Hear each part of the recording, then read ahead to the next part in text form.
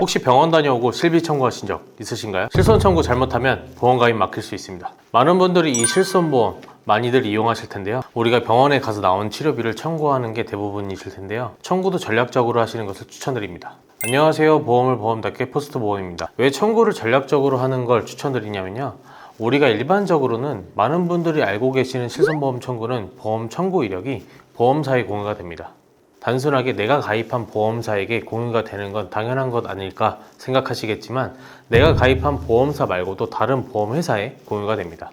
ICIS라는 보험 신용정보 통합 시스템으로 우리가 청구한 이력을 보험회사들은 공유를 합니다. 이 이력으로 인해서 우리가 보험 가입을 할 때 알리지 않아도 될 고지사항을 고지를 해야 할 때도 있습니다. 오늘 영상에서는 우리가 보험 청구를 전략적으로 하는 방법에 대해서 말씀을 드리려고 하는데요. 보험은 가입도 중요하지만 관리가 더 중요하다고 생각을 합니다. 그렇기 때문에 전문성 있는 담당자분들께 관리를 받으시는 게 가장 좋습니다. 영상 시청 전 구독과 좋아요 그리고 알림 설정 꼭 한 번씩 눌러주세요. 그럼 보험 청구는 하지 말아야 될까요?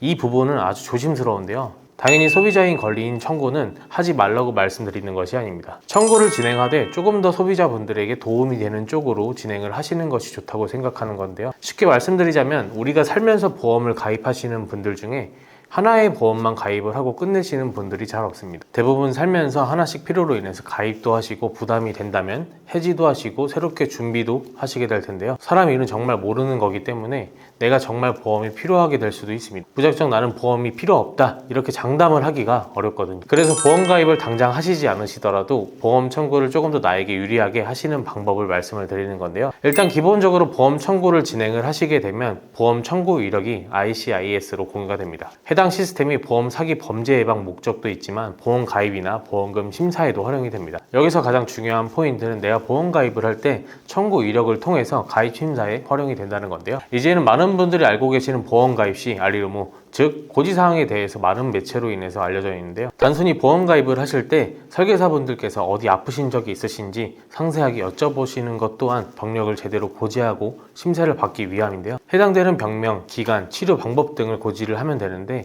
고지사항에 해당되지 않는데도 불구하고 고지를 해야 하는 경우들이 있습니다. 바로 청구 이력으로 인한 고지입니다. 우리가 일반적으로 단순한 병명으로 통원을 하게 될 때 3개월이 지난 시점에서는 추가적인 검사, 재검사 또는 7일 이상이 계속된 치료나 30일 이상의 약 처방을 받지 않은 이상 고지사항에는 해당되지 않을 텐데요. 그래서 완치력으로부터 3개월이 지난 시점에 보험 가입을 하시는 것을 추천드리는데요.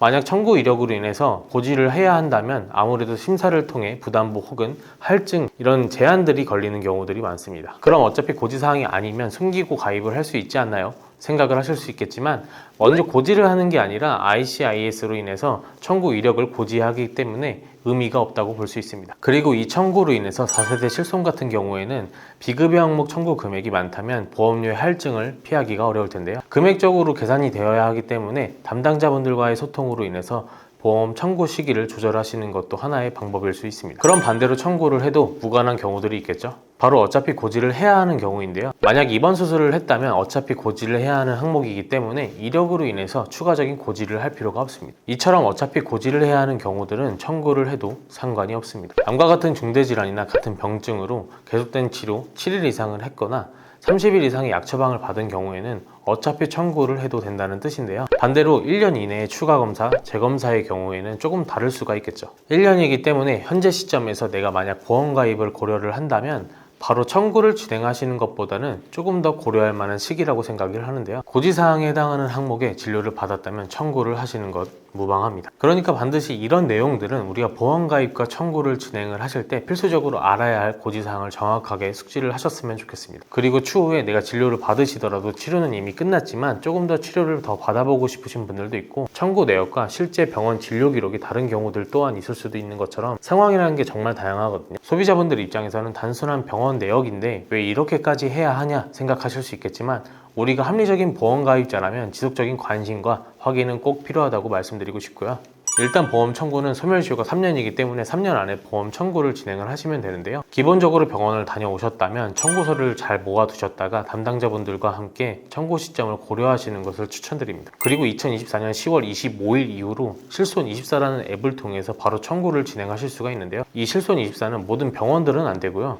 해당되는 병원들이 연계가 되어 있다면 청구가 가능합니다. 전산상의 기록이 남아있기 때문에 단순한 병원비 청구와 관련된 서류들은 따로 보관하실 필요는 없으시니까 편하실 겁니다. 하지만 이 실손24 같은 경우에는 손쉽게 청구가 가능하지만 말씀드렸던 것 같이 청구 시점에 대한 부분들은 담당자분들과 함께 고려를 해보시는 것이 좋습니다. 정리를 하자면 보험금 청구는 언제든 해도 상관이 없습니다. 3년 이내면 언제든지 가능하고요. 혹시라도 3년이 넘었다고 해서 그냥 지나치시지 말고 일단 청구를 해보시는 것도 좋습니다. 때에 따라서 지급을 해주기도 하거든요. 그리고 앞서 말씀드렸던 것처럼 보험 가입이나 리모델링이 끝난 후에 청구하시는 게 보험 가입 시 유리하실 수 있습니다. 하지만 세 가지 상황, 암, 협심증, 당뇨 등으로 진단을 받은 경우, 입원 혹은 수술을 받으신 경우, 고지 의무에 해당하는 검사나 치료를 받으신 경우에는 바로 청구를 하셔도 괜찮으시니까 언제든지 청구를 하셔도 됩니다. 가장 중요한 건 이 영상을 보시는 분들이 앞서 말씀드렸던 것처럼 내용들을 잘 알고 계시는 것이 정말 중요한데요. 내가 알고 있는 내용과 관련해서 전문성 있는 담당자분들과 소통을 하시는 것을 추천드립니다. 보험은 가입뿐만 아니라 관리에 있어서도 담당자분들의 역할이 중요하거든요. 우리가 보험 가입을 할 때 고지사항에 맞는 상품을 객관적으로 설명해 줄 수도 있기도 하지만 보험 청구 관련해서도